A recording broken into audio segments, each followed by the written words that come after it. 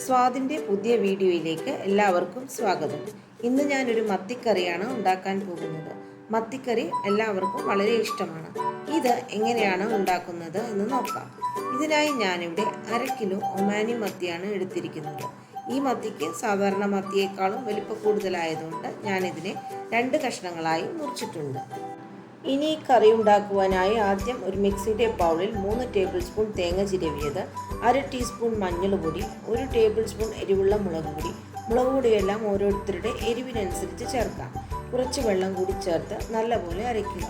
അരച്ചതിന് ശേഷം ഇതിലേക്ക് 1 കഷ്ണം ഇഞ്ചി, 4 ചുമന്ന ഉള്ളി, 2 പച്ചമുളക്, ഒരു 10 കുരുമുളക് കൂടി ചേർത്ത് നല്ലപോലെ മിക്സിയിലിട്ട് ക്രഷ് ചെയ്തെടുക്കുക. ഇനി ഒരു ചട്ടി സ്റ്റൗവിൽ വെച്ച് 2 ടേബിൾ സ്പൂൺ വെളിച്ചെണ്ണ ഒഴിക്കുക. എണ്ണ ചൂടാകുമ്പോൾ 1/2 ടീസ്പൂൺ ഉലുവ പൊട്ടിക്കുക. ഉലുവ പൊട്ടിക്കഴിയുമ്പോൾ മിക്സിയുടെ ബൗളിലുള്ള അരപ്പ് ചേർത്ത് നല്ലപോലെ മൂപ്പിക്കുക. ഇതൊരു 2 മുതൽ 3 മിനിറ്റ് വരെ മൂപ്പിക്കേണ്ടി വരും. അതിനുശേഷം ചാറ് കഴുകി കുറച്ച് വെള്ളം കൂടി ചട്ടിയിലെ അരപ്പിലേക്ക് ഒഴിക്കുക. ഏകദേശം 1 ഗ്ലാസ് മുതൽ 2 ഗ്ലാസ് വരെ വെള്ളം ഒഴിച്ചാൽ മതിയാവും. ഇനി ഇത് തിളയ്ക്കാൻ അനുവദിക്കുക. തിളച്ചു കഴിയുമ്പോൾ ആവശ്യത്തിന് ഉപ്പ് ചേർക്കുക.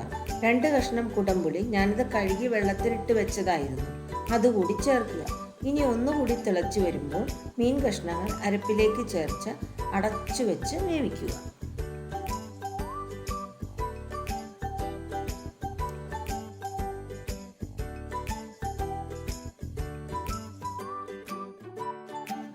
ഇനി ഒരു 7 മിനിറ്റ് കഴിയുമ്പോൾ അടപ്പ് തുറന്ന് തവി കൊണ്ടിളക്കാതെ ചട്ടി ചുറ്റിച്ച് ഇളക്കി കൊടുക്കുക.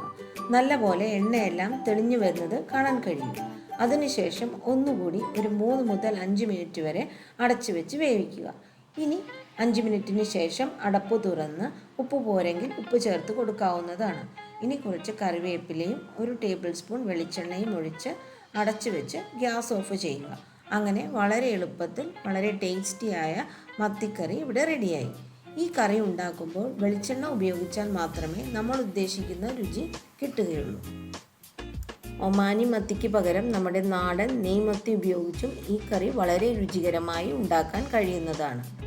ഈ വീഡിയോ ഇഷ്ടമായെങ്കിൽ എൻ്റെ ചാനൽ സബ്സ്ക്രൈബ് ചെയ്യാനും കറി ഉണ്ടാക്കി നോക്കി കമൻറ്റ് ബോക്സിൽ അഭിപ്രായങ്ങൾ ഇടാനും മറക്കരുത്.